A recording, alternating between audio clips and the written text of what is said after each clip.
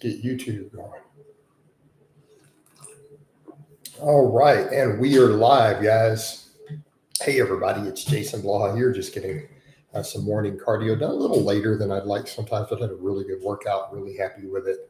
I'll get the vlog up here in a bit for you guys, so we'll get the vlog going, we'll get a little jogging done. Like I said, I'm not trying to go crazy on the list cardio on lifting days, as long as I get at least an hour on the bike of list cardio. I feel like we're good. I feel like I look better and better right now. So yeah, everything's flowing along there. I think I am going to get, just so that I can get my Rising Creator badge. I know I'm silly with that. I need to get the Facebook profile going for just a minute too. All right. And again, I'm hoping we get a nice solid stream here today. Hopefully we get a good stream. I think we will. I know we will. We'll get a good stream here. That's just how it works. You mean hope? We know we're going to get a good stream. We'll get good viewers in here. We're going to make it happen. So yeah, let me get the profile going also here. All right, there we go. Views are coming up. Everything flowing in. All right, we got it all flowing in. So also got my profile going, so I'm triple dipping here. Hey, everybody, the people who are chiming in on the profile, just getting my normal morning cardio done here. Normal thing for me. But I thought I would say hello to all of you here also. Right. And again, just doing fasted cardio post training. So again, I need to just get reels going. So the reason I'm going live for you guys here also, it's always good for my outreach. We get reels out of it, which we need for our little Rising Creator batches. But Ted, what's up? Wide Body 57 Chevy. Look at, we got some forearm veins happening there again. All right, we're in a good spot there. I'm doing good, Ted. Ted, be sure you hit the like button for me. And Ted's over here hitting PRs, doing good also. Doing good also. But yeah, you guys saw in the training vlog, I went ahead and hit a, well, you didn't see the vlog, you saw the short. I went ahead and did a close grip bench today. I'm like, I might as well. My wide grip's pretty decent. I hit a 350. I could do a little bit of close grip, I think, because I wanted to work some close grip incline and stuff in. Just to see where it's at. 315 was pretty heavy. I probably could have squeezed a little more, so I'm happy with that.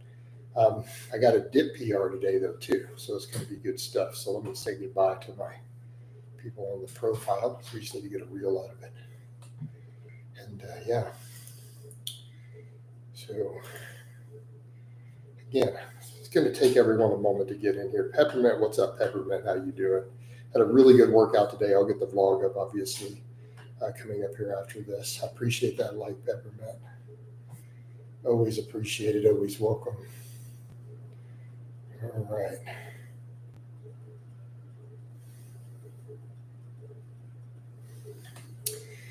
Yeah. So we'll see if we get a good little stream. It was good yesterday. We got really good. We got really good super chats and everything. And I can't always bank on that. We know that's not always going to happen. But, you know, it's nice when it does. Nice when it does. I'm just having a good day. I'm in a super good mood today. All right, I'm just in a good mood, all around positive mood. I was really happy with the workout today. Everything was good. Dumbbell rows were a little hard. The pull-ups were good, but dumbbell rows, I just did one set. I'm like, man, these were tough today. But I've been doing pull-ups on the off days. I've been doing like 40 pull-ups a day. Just from a dead hang with that closer overhand grip. Just trying to, again, improve that mobility and that strength. So I went heavier on pull-ups too, because I'm like, if I'm going to do a bunch of body weight pull-ups, I can go heavy and just grab a 45-pound plate, you know, for the pull-ups. Yeah. Good workout today, though. But got dip PRs again. Like the dips are just climbing.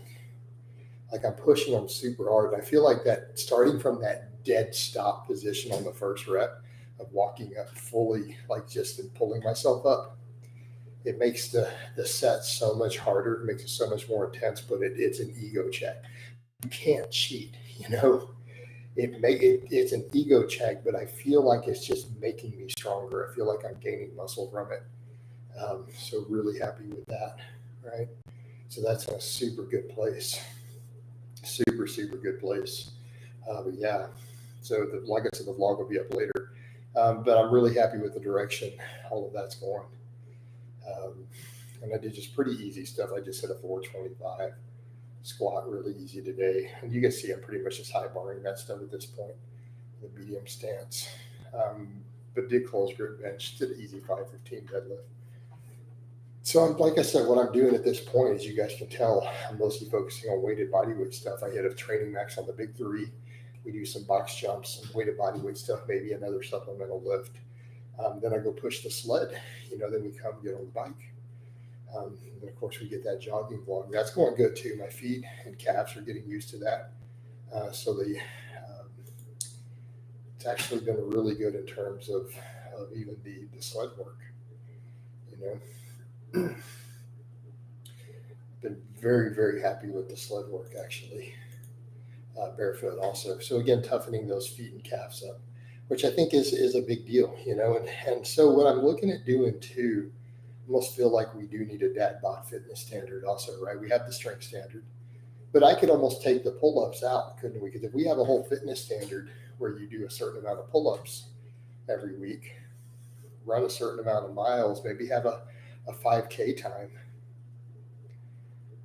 I think that would be reasonable, if we're going to have a whole dad bod fitness standard to strive for, I don't know what sort of 5K time we would want though. Obviously 30 minutes is considered decent, anything under 30, but really, I'm almost wondering if we should really make the dad bod standard to hit, the 3, 4, or 5 plate squat, bench, and deadlift every week. Part of the fitness standard. Maybe log X amount of miles, but maybe have a 25-minute 5K time. And then something like do 100 pull-ups every week, right? Would that be the dad bod fitness standard? And I think that's obtainable, guys. I think that's obtainable. All right, for men over 40. Because this is a way of life. Like the iron game is absolutely a way of life, right? So if we're going to treat it as a lifestyle and a way of life, we have to look at stuff like that and say, we have to continue to challenge ourselves. And you can't I really hate this thing where people are like, well, once you're 40, you're done. Because it's what's funny. It's like, it's Peppermint's like, that. I get haters who hate on me, but then everyone else is like, dude, at your age, what you're doing is literally insane. What would you say would be a good 5K standard? Ooh, to be good, 25 minutes. 25 minutes is considered a really good 5K. It's not elite by any means. It's not like a specialized runner. Just like we say a 500 deadlift isn't a strength specialization. It's baseline.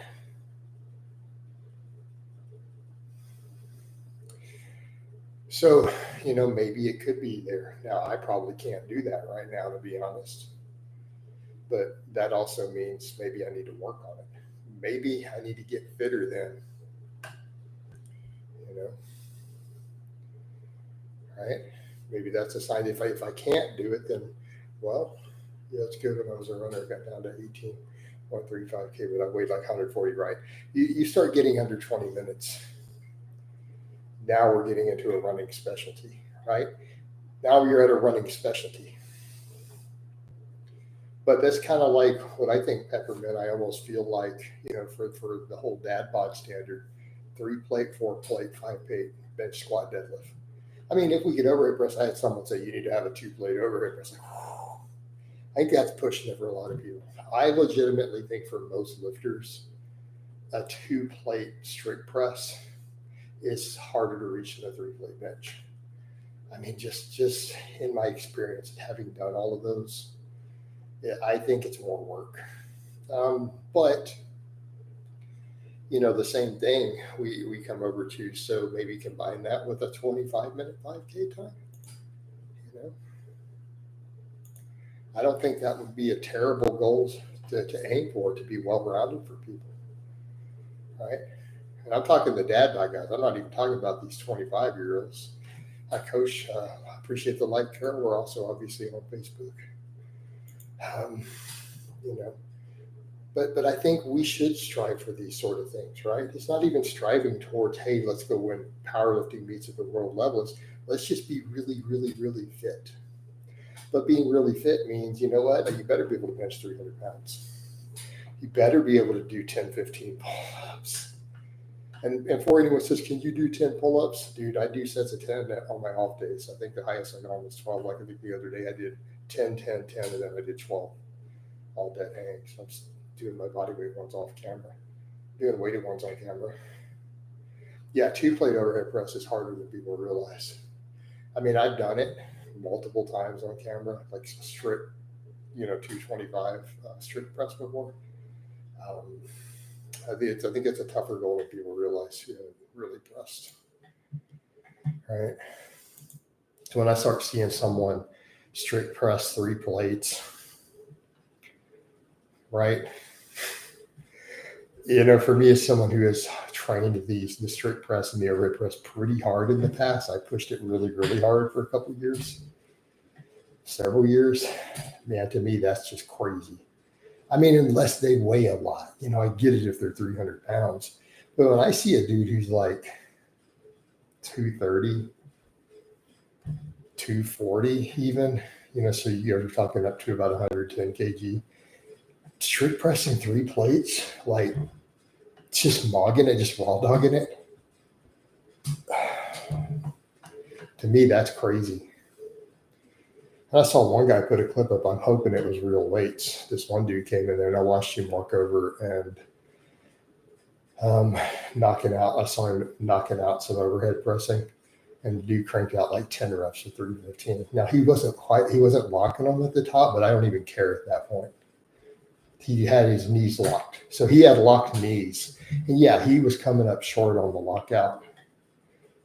But the fact of the matter is that the dude straight up did 80% of the rep with 3 plates for 10 reps with locked knees. So he just walked up and just unracked it and did it. And just re-racked it. It's like, I'm just saying, that's crazy strong. Like that's for me, that's unimaginably strong. I'm like, this guy benched 600 pounds. I ain't looking to no lock. Exactly, because he was repping it. I mean, it wasn't like he was, let's test my max. So he wasn't quite locking it, but he got it above the top of his head. But he did 10 reps with it. Like there's a point where you're just like, yeah, I'm not counting. I'm not going to say, well, he didn't lock it, guys, because it's like, because they were strict. And that was the point. He wasn't push pressing them. The dude walked over with locked knees, straight up.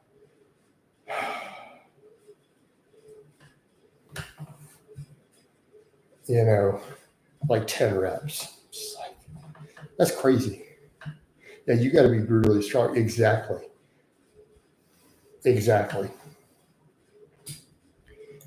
Right? Like I'm impressed if a guy even does a single with 315 on a standing press, even if he uses a little leg drive, I think it's still impressive. So to watch a guy just doing reps with his knees locked with 3 plates, yeah, ludicrous. Absolutely ludicrous. So, I mean, there's some crazy strong people out there.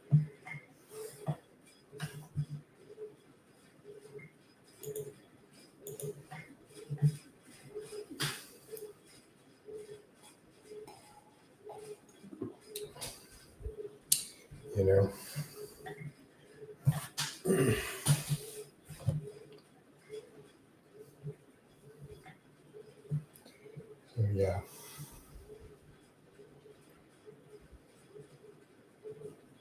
Yeah, even 2 plates for max, you got to generate a lot of power from the bottom, right? Yep. Yeah, getting it moving.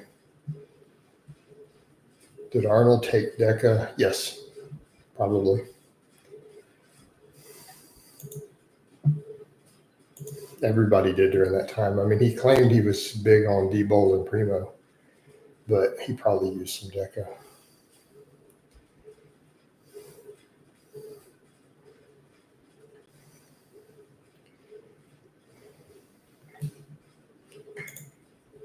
Then again, Primo and Depot at a high enough dose are a pretty potent combination.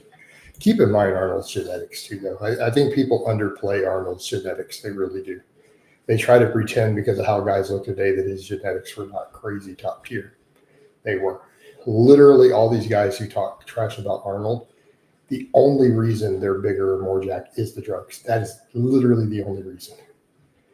Like a lot of the guys I've seen who trash talk him, I see him out there. I'm like, he had better genetics than you do. You just use way more drugs. Way more. Because look how he looked as a teenager. You look at how he looked doing bodybuilding shows as a teen. All right. Mainly look at the chest size, the arms, the biceps. No, dude, that's crazy top tier bodybuilding genetics. Plus, he was strong. He was powerlifting and stuff even back then too. Like he built a strength base big time. No, guys, that is not normal genetics. Because again, the main thing I would point out where he was as a teen, like that is really a selling point. Like that is telling when some guy's still a teen and they've been lifting weights a couple of years and they look like he looked. No, that's just straight genetics. I don't care about the untrained. You'll get people who try to use because they were skinny before they lifted. No, that's not what we're talking about. That doesn't mean bad genetics at all. Like, how do you respond to the training? How do you respond once you start lifting? And quite frankly, let's just be realistic. Arnold had a better physique as a teenager bodybuilding than most dudes are going to have working out. Straight up. We have to be honest about that. So yeah, it's strange that some of them will trash talking, but it's the only people trash talking him. It's just guys who use tons of growth and insulin and all this other stuff. It's like, that's why you're bigger. Don't pretend that you work harder or you have better genetics or something. It's straight drugs. And I think all these guys today, I had someone bring that up too. They were saying, well, they didn't have any of that. I'm like, they really didn't have a lot of the stuff that guys have today. I had someone who's like, well, didn't they have Trent and Masteron? I'm like, no. Arnold's era? No. They didn't have any of that. They didn't have growth hormone. They didn't have insulin. They didn't have IGF-1. They didn't have Trent. They didn't have Masteron. Primo, they had Primo. They didn't have any of those things.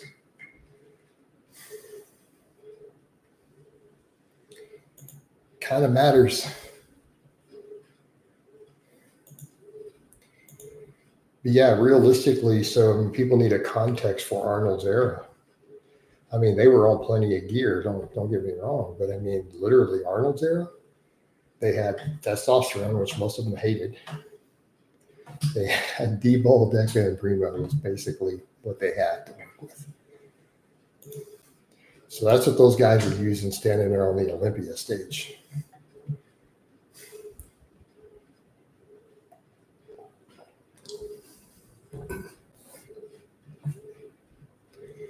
Right. So they did not have all this other stuff. But that blows my mind when you have dudes who are literally penning insulin and going to trash talk Arnold for being smaller than them. It's like, dude, you're injecting insulin. Just stop. Just shut up.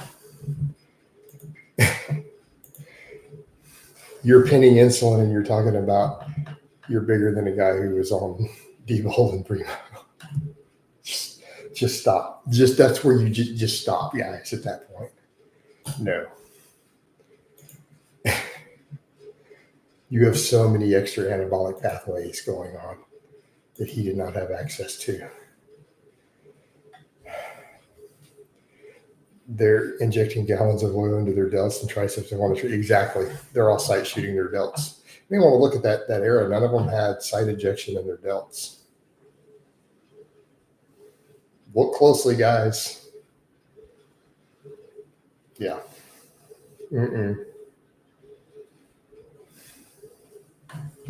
It's still fascinating. Those guys all had bigger chests still. Something was going on better with their training because, I mean, that's the other thing I would point out too. These guys worry about building their chests. I'm like, you guys ran so many more drugs, yet those guys still had bigger pecs than you. Yeah, it was benching and dips. That's why, Carol. Well, the bench doesn't work. I like to use dumbbells. I like to use this machine. And it's like all those guys did fly back benching, and they were crazy strong at it, and they had better pecs on less drugs. Because it wasn't just Arnold. Marcelio says, hey, Jason, how was the training today? It was really good, dude. I'll have the log up later. I was happy. I got some dip PRs, right? I managed to get, because keep in mind, I'm doing those full range of motion dips right now. I managed to get 8 reps on my last set with 80 pounds, doing them from that dead position, right? So I bumped up to 80 because I did 70 because I got 8, 8, and 9. So I'm like, let me go up to 80 pounds. I got like 7, 8. So that's just coming along. Keeping in mind, obviously, I could do more if I stopped at parallel. You guys have seen me hit much heavier. But starting from that bottom position, like that dead stop, climbing up to it for the first rep so that you can't cheat. I'm really happy with that. So I just feel like it's coming along. Hey, Carol, I appreciate the like, man, and the comment on Facebook. Slip work feels pretty good too. Cali Muscle is still coaching, maybe. What? Cali Muscle. Dude, Cali Muscle's not qualified to coach anybody.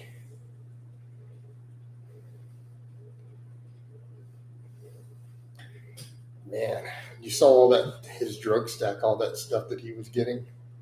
You see the amount of winstrol and growth hormone he was getting from Richard during that whole WFN thing. He said that too. He says, man, Cali was really greedy. He was really greedy, like the amount of growth hormone he wanted. Like he said that too. Man, like demanding huge amounts of it.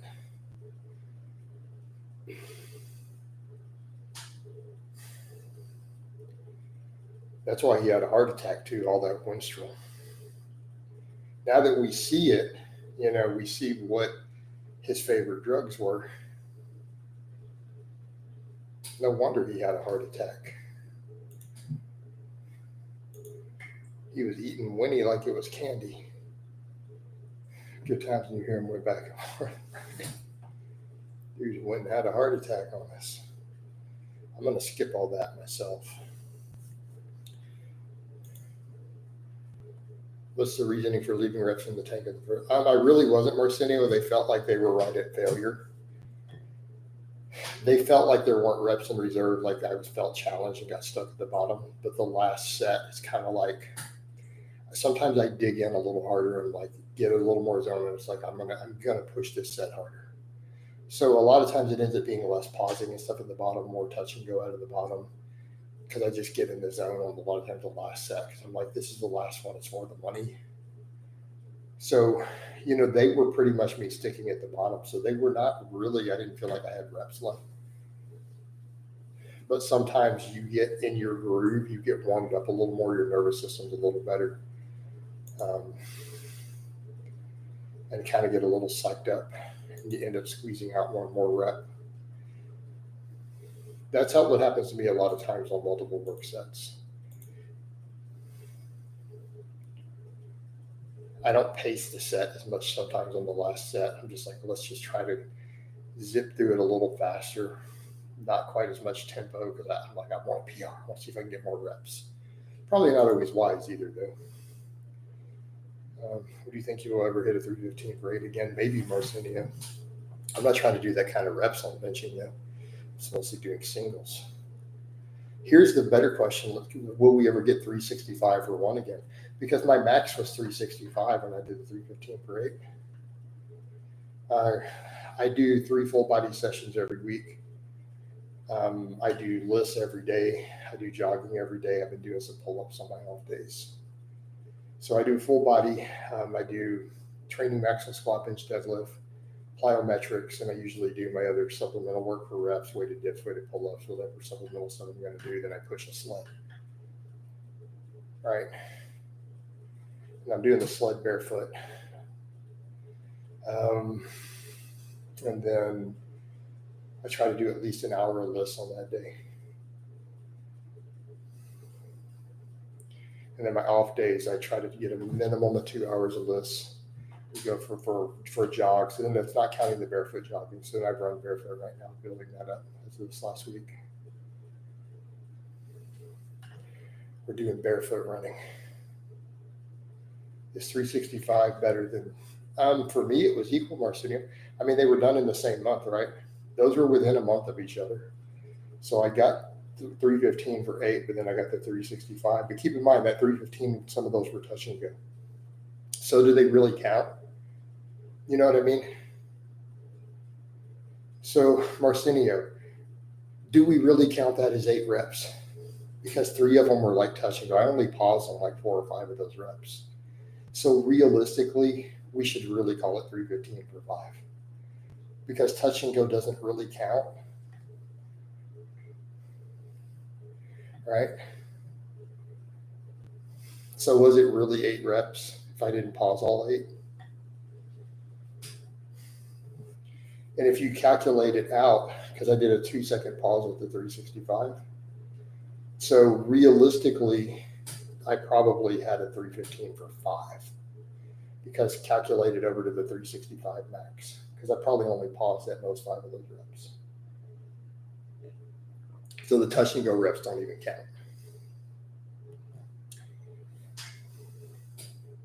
And that would explain the 1 rep max calculator better. Marcinus says barefoot jogging versus jogging with shoes. You plan to stick with the barefoot. I like the barefoot.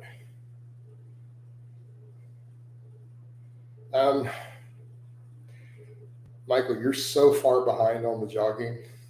Like, what do you mean what changed? I've said previously numerous times I'm going to start running eventually. I wanted to get a little lighter first. But I'm just like, let's just do it, right? So yeah, but if I do the barefoot, it's going to be better for joints and stuff anyways. And I'm keeping it very, very moderated. I'm not like running very far. Right?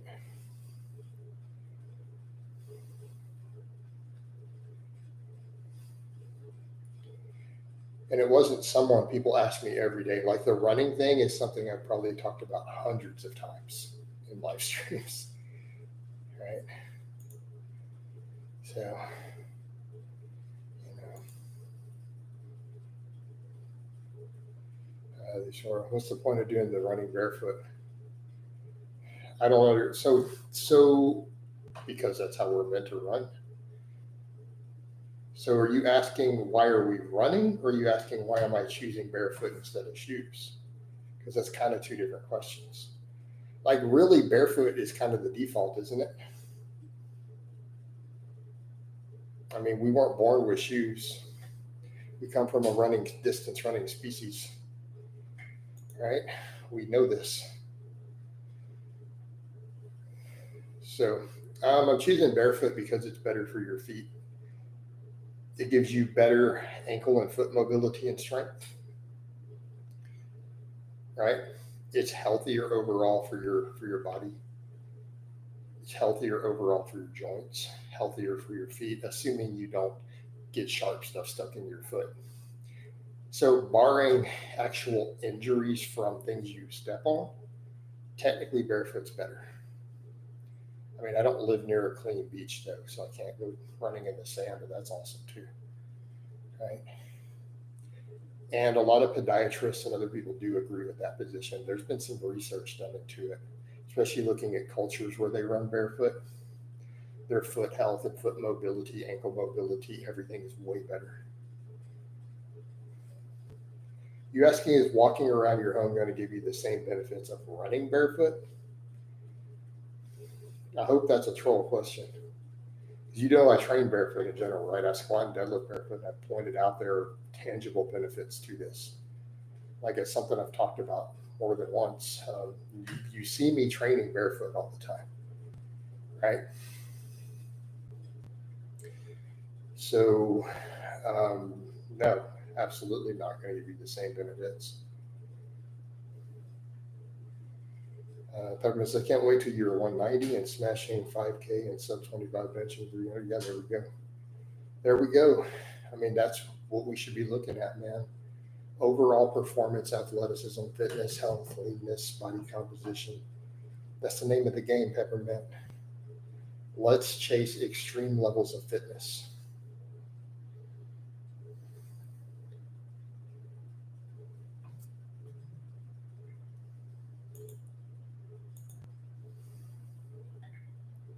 No, I haven't been. I don't know. Probably less than a mile for sure. I mean, you've seen all of it, right, Ron? Ron, I mean, it's all here. No, they're just like 5-minute jogs right now. So I'm going to build it up over time. My calves are getting crazy DOMs from it though. This barefoot is a little strenuous on the calves. Right? A little strenuous on the calves.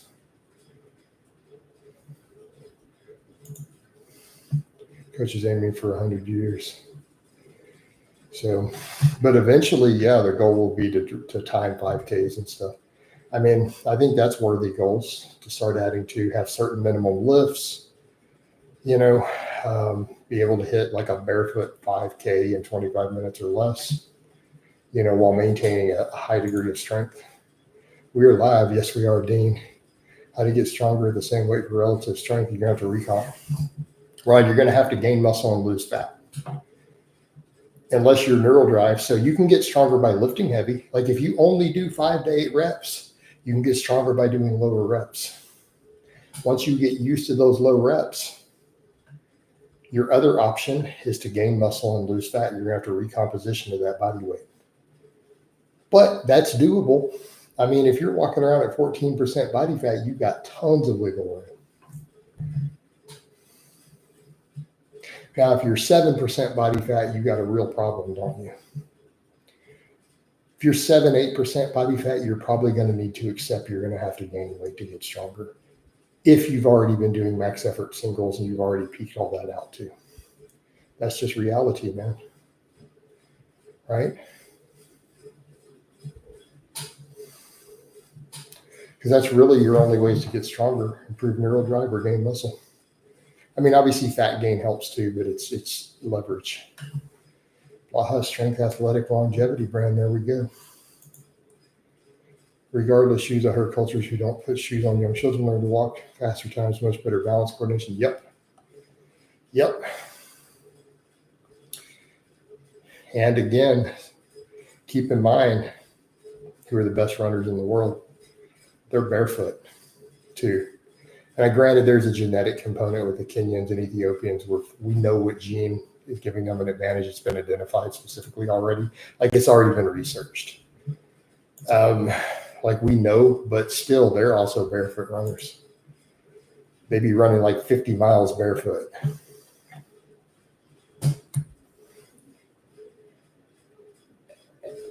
Your ancestors ran down horses on foot barefoot to tame the first horses, which we know humans did that. That's how we caught horses originally. We wore them down because we're a better endurance species than horses. We're one of the highest endurance mammals in existence, right? So they ran them down, man. So yeah, we're going to run barefoot, baby. Just like we lift barefoot.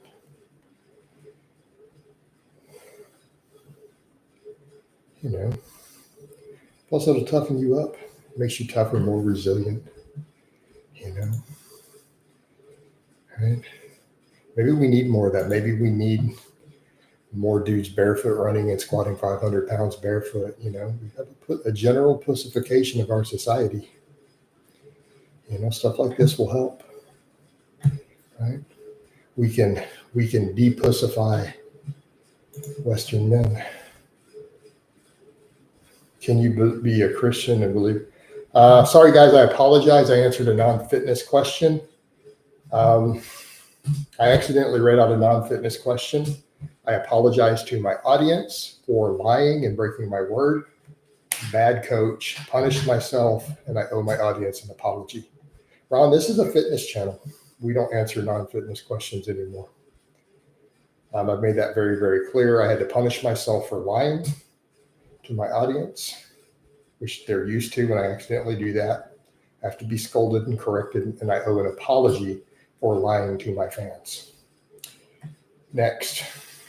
First warning, Ron. No non-fitness questions, but you get one because you didn't know the rule. Next.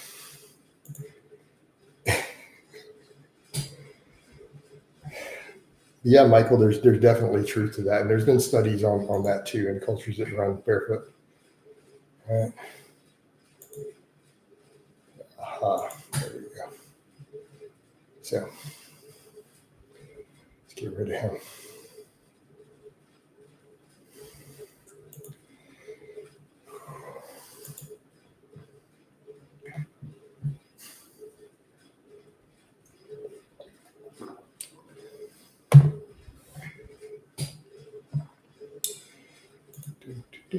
How's the cut coming along? Yeah, I'm still at 210, Marcelio. All my regulars were laughing and laughing, even some of my friends, because I get asked every single day, 10 times a day. I even get DMs asking me what I weigh and have I lost weight? What am I going to do? I look leaner every week, though, so if I didn't actually tell you guys, you wouldn't even know. No one would think my cut has stalled based upon footage and pictures. All right.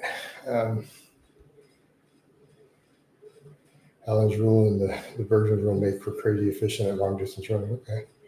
Coach going to be the hybrid athlete like Beata, pretty much. So you're saying you can stay the same weight and gain strength until the person can recompensate 8 to 10% body fat? Yeah, Dean, as long as your diet and training are dialed in. Yes. I feel like I look better this morning, by the way, guys. Yes, in spite of the weight. So we're coming along. Like I've gained upper body strength, so I'm definitely getting a little recomp. But yeah, I'm tightening stuff up so that we'll start stripping fat quicker. Mainly, I had to quit eating healthy fats. Like I stopped losing weight and started recomping when I added all those healthy fats in. When I only did the really low fat and carbohydrates, I lost 17 pounds. So it's pretty much what we return to for now. Well, I'm going to do the white rice and potatoes, I think, for just a bit. Then I'll switch back over to the brown rice and sweet potatoes later. I just feel like I like the easier GI tract in my feed window. But yeah, I needed to cut the healthy fats out. It's too easy to eat too many calories, you know. And the same thing, we're not getting the benefit of the ultra low fat and the high carb, which I've discussed in a lot of detail, actually. I explained that in that whole video on how these guys are pulling off the sugar diet. But I'm like, you don't have to do that with sugar. That's the dumb way to do it, right? Yes, Dean, you can absolutely stay the same way. Why can't you recomp? I don't know why dudes think you can't. All the studies show you can, even in advanced athletes. Been done repeatedly over and over and over.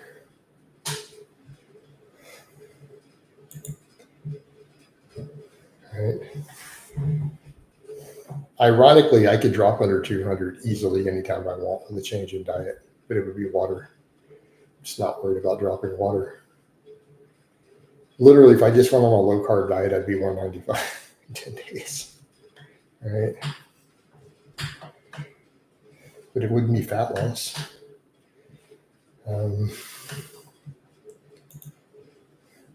Write your weight on your forehead before each live stream. Coach, no one will ask your weight anymore. No, they will. They'll totally.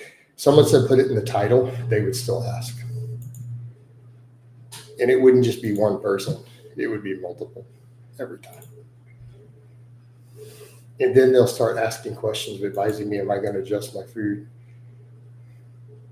I feel like you. Yeah. See, there we go. Marcelo is going to give the advice. This is why I don't even address it. He's going to write me a whole paragraph giving me the advice.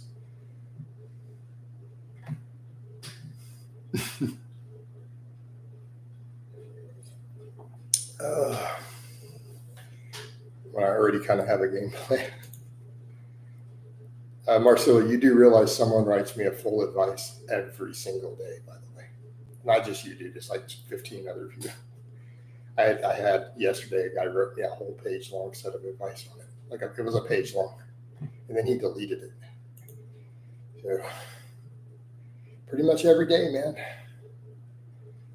I found it interesting. You also said that the too much lists possibly caused. Yeah, I think my appetite was going up between doing too much lists and allowing the healthy fats in. So by me keeping the list a little more reasonable and just taking the fat out of the diet, other than the fish oil, the scale will start trickling down later. Plus, what we have to remember, I'm not out sweating. So a lot of that 210 was literally me sweating. Also, so a lot of times I would go walk, and then I would go do a 3-hour walk. I would sweat, and then I would weigh myself for the day, and I'd be like, oh, that's how I hit the 210 and stuff, you know. But I'd be 213 when I woke up. But it would be 4 a.m. You know, and then I'd drink coffee and everything, and go walk and come, and it'd be like 210 after my walk. But I also was sweating, 3 or 4 pounds out during the morning walk at 5 in the morning, 6 in the morning. So that was a factor, you know. So even then, so if we don't count that, it would have been 14 pounds lost either way. I'm not that worried, guys. As long as my waist is getting smaller, eventually if I keep losing fat, it will eventually drop. There will be a point where the scale just dumps like 5 or 6 pounds at some point out of nowhere. I know because I've lost 150 pounds before. It happens. Like when I've had the very large weight loss in the past, I've had times where I didn't lose any weight for 5 weeks, 6 weeks, and then lost 7 pounds in one day. It didn't come back, right? Literally one day. Like, wow, we've been at the same weight for 6 weeks, even gained weight, and then it dropped 7 pounds. So not that worried. As long as we know that we are losing body fat. But I do feel I've recomped a bit, definitely. My quads look bigger. I feel like certain muscles are filling back out. Yeah, that happens all the time. Hypnozilla deleted his training comment, but body fat would actually be too low to maintain and recomp that. For a lot of guys, anything under 10%. For some guys, it could go lower. Probably 10% may be the lower threshold for most guys to recomp. You know. But are you really worried about that happening? I mean, realistically, are you really that worried about that happening? Like, is this really a realistic problem for non-skinny guys? That, man, I got too shredded to recomposition anymore. Is that really a thing? Is that something 99% of you guys need to worry about? If I do a good morning in a squat stance, will it be enough for my adductor growth? No. Probably do some squats. Coach, I train full body twice a week with a heavy block and high volume block. Would it be better to do high volume sessions and heavy sessions, just alternate that way? Yeah, I don't like block type periodization at all personally. Marcia says, I was not advised, just adding to your comment. Okay, fair enough, Marcia. No, the scale will eventually drop. There's going to reach a point where eventually it's just going to come down. If you just keep getting leaner.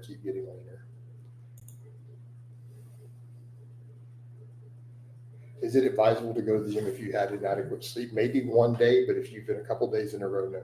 So if you didn't get a good night's sleep and you have a really good workout, you need to go get that sleep immediately the next day. A lot of times you set PRs after a bad night's sleep. It still happens. But then you're burning the candle at both ends after.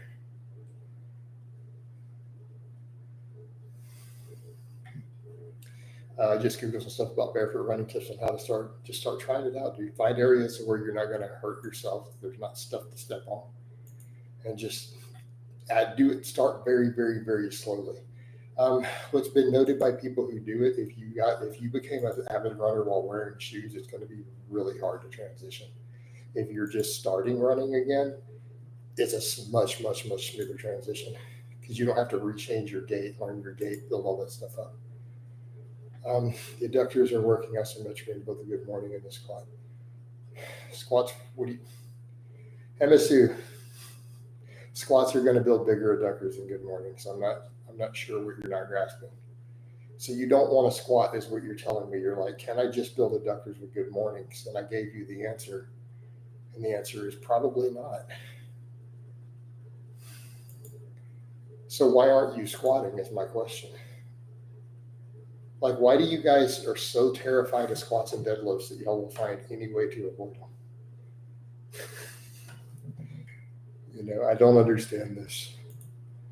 I mean, if you're willing to do a good morning, you got to be willing to squat. Come on. Come on, bro. What are you doing? What are you doing with your life?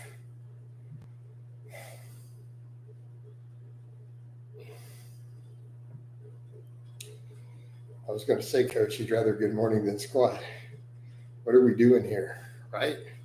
Like, what are you even doing with your life, bro?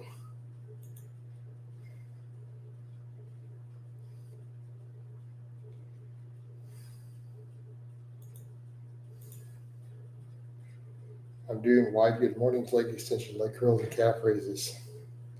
So why are you scared to squat? Is the real question. You're doing all this machine work plus a good morning and you're not squatting. Why? What is it you're thinking you're going to accomplish by saying, I'm just refusing to squat? At least do one set. I mean, this sounds like a case of lazy-itis. That's a disease, by the way. It's a curable disease. It's a disease my dad invented called lazy-itis. Sounds like you got a case of lazy-itis, boy.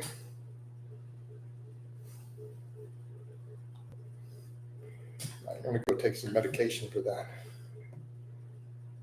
All right. Dean says, how about after bed? And I see you just said dynamic work followed by a day and then not pushing sets to failure. Why aren't you pushing sets to failure on assistance? So you wasted a session.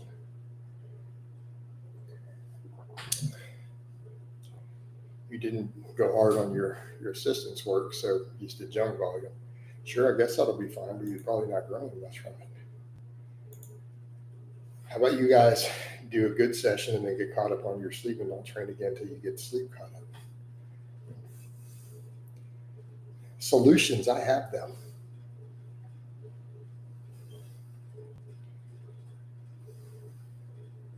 Go get caught up on your sleep after that. Go ahead and don't half-ass a session. Get in and get a good session in and then get caught up on your sleep. This isn't complicated. This is why I coach people. People don't think of stuff like this. Well, I'm thinking since I got a bad night's sleep, I'll just half-ass my workout to make up for it. No, do your workout. And then go get caught up on your sleep before you train again. So you're not burning the candle at both ends. Right? No excuses. Right? So maybe that night quit trying to get hanky-panky with Mary Jane Rotten Crotch and go get your sleep caught up. All right. I was just experimenting with pairing different kinds of exercises together, seeing how good of a result it has. Gotcha. Well, you can try that, but I'm going to recommend that you do some squats. Because I'm doing 3 singles on squats and still making gains, right? There we go. But I'm doing sled work and box jumps, though. That contributes. That will contribute to the squat gains. I'll do that and get all the way back to 500. Watch, I'll get back to 500-pound squat doing that while getting leaner. Just because we can.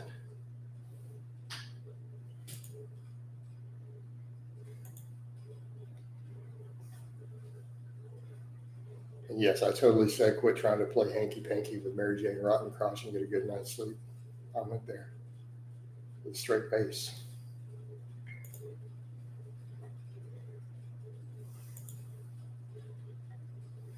Oi. I know that you're probably British. You got a license to say oi, mate? You have a license for that in my chats. All right. Next.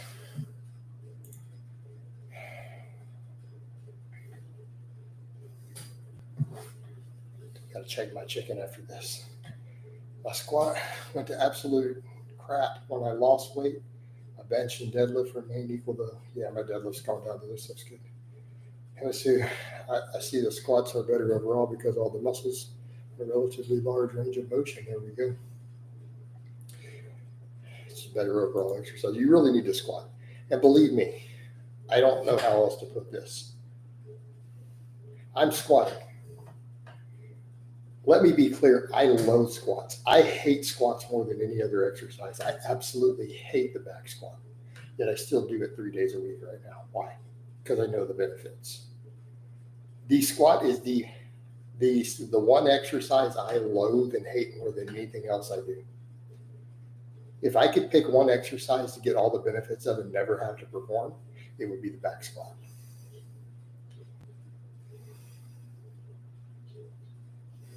What? Inject himself with rabies. I don't know about that, Ted. Peppermint Freedom says some guys were clowning around in the gym yesterday. We're doing above the knee rack pulls. I just shook my head and went back to your laterals. There you go, man. Old school Jason would have been like, laterals, why aren't you doing some push presses? Doing some snatch grip high pulls. Oh, man. Oh, did you guys watch the clip? I put that old training, by the way, in the community tab yesterday, one of my old workouts from the time period when I had that picture up at that same gym. So you guys can see what my training looked like. You can't really replace a squat with a leg press. I learned that the hard way, right? And I'm not saying the leg press isn't a good exercise. Don't get me wrong. Is the mini thigh master machine the what? Probably not. Thigh master machine? I don't think so. I seriously doubt it. No, what are you doing? What are you doing with your life? What's wrong with you kids? You sound like my auto mechanics instructor. Like dude over here not squatting, but doing good mornings and leg extensions. My auto mechanics instructor walked in.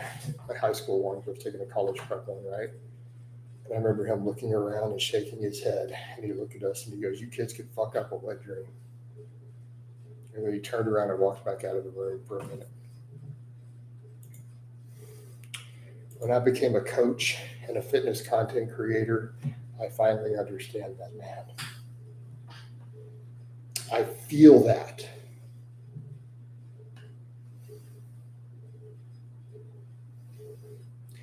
Like, I remember him saying that and the look on his face and the way that he said it. And I'm like, I feel you, teacher. I feel you, senpai.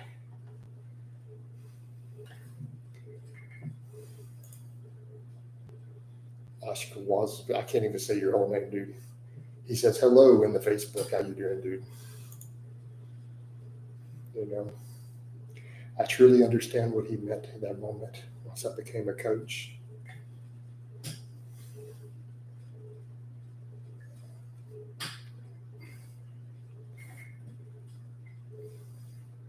All right, so even Matt Winning has said you got to watch when you have the high school football players and the high school guys at your garage gym training like he was doing during lockdowns and stuff. He's like, because if you don't keep an eye on them, he goes, you will literally have a competition barbell rated to 2,000 pounds, indestructible. You leave high school kids alone in the weight room with that barbell for 30 minutes, they will find a way to break it. One rated to 2,000 pounds, they will find a way to break it. Are you going to start rotating variations of the big moves occasionally since you're doing each? I might, but I probably just need to do normal back squats. I mean, I like doing the close grip. I might do that for a bit. I might work some deficit deadlifts in, but I switched over from the deadlift bar to the stiff bar. That feels like enough, but not necessarily. I may not need to, because I'm not going all out on the maxes most of the time. The rotating has to do if you're truly maxing out, right? Not necessarily training maxes. Ask based upon your grammar. So everyone in my, because I'm streaming YouTube and Facebook at the same time, I know what country you're from. You're from India. I know based upon your grammar without looking at your profile. Maybe not though, because you didn't start with sir. You didn't say, sir, how are you? So you might not be from India. Only country in the world that does that when they talk to Americans in English, by the way. Literally no other culture on earth. I saw today was culture at bench. That's what I'm asking. Yeah, fair enough. No, I just thought I would mess with the culture again for a while. You see the new study about strength gains and muscle growth are directly correlated. What do you think? We've known this. Do we really need another study telling us this?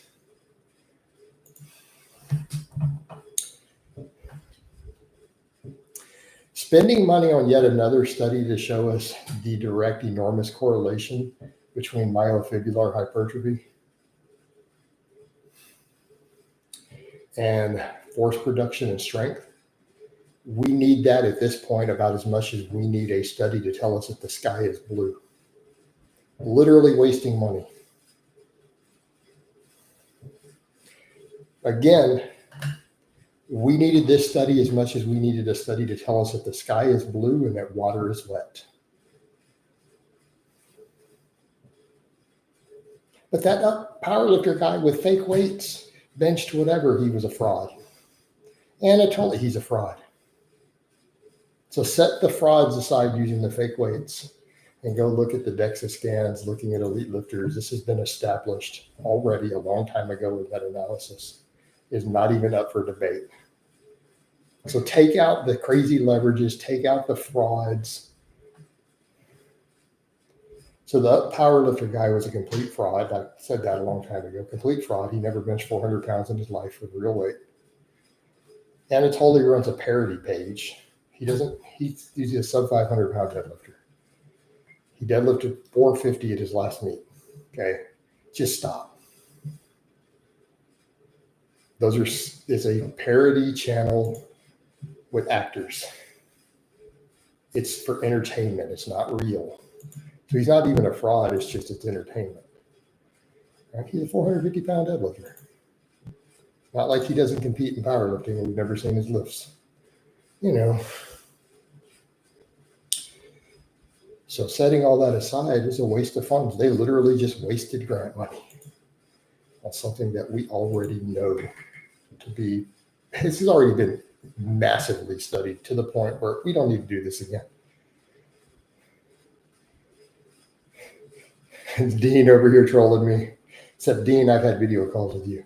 Sir, thank you. Thank you, mate, answering my fitness. Oh, I can't tell now. You're confusing me. Are you British or are you Indian? I don't know, man. I don't know. I can't tell. I'm so confused. No, it's all good, Dean. I'm going to wind this down in a couple of minutes, though, because not only does I need to go to the bathroom, we're closing in on the hour. I'm basically just holding it for a couple of minutes. All this coffee's running through me. Coffee running through me. And we don't need huge amounts of lifts on a training day. They're acting like Anatoly has some special magical muscle fibers. I mean, he deadlifts 200 kilos, a little over 200 kilos, with 75 kilo weight class or whatever. Or whatever, the 67 and a half. I mean, right. But those are all actors. It's like all these big bodybuilders hanging out at his gym don't know who he is. They have no idea who he is. They've never seen his channel. They don't know anything about him, right? It's a comedy channel and page. Like it's intended to be comedy. It's not intended to be real. But what's crazy is how many people think it's real. The comments section, man, you sure shut up those meatheads. It's like idiocracy. Like water from the toilet. I mean, I would get it if they're just like a funny skit, but they're literally typing as if it's real. Like there'll be hundreds of comments and you're like, you guys know this was just a skit, right? This was a comedy skit. It's not actually real. Those guys aren't that weak and he's not that strong. It's called parody and comedy for your entertainment.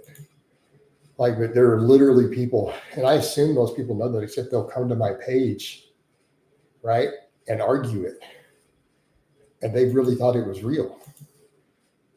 No, this will probably be the last one since it's training day. I mean, I'm going to run later, Dean. We're going to run. So I'm going to wind down the Facebook. Love you guys. Because Coach got to go to the bathroom. Does years of practice at strength movements increase the amount of fibers you can activate? A small amount? Yes. Very small amount. All right, guys. I'm going to go ahead and wind this down. I love you. I'll catch you later.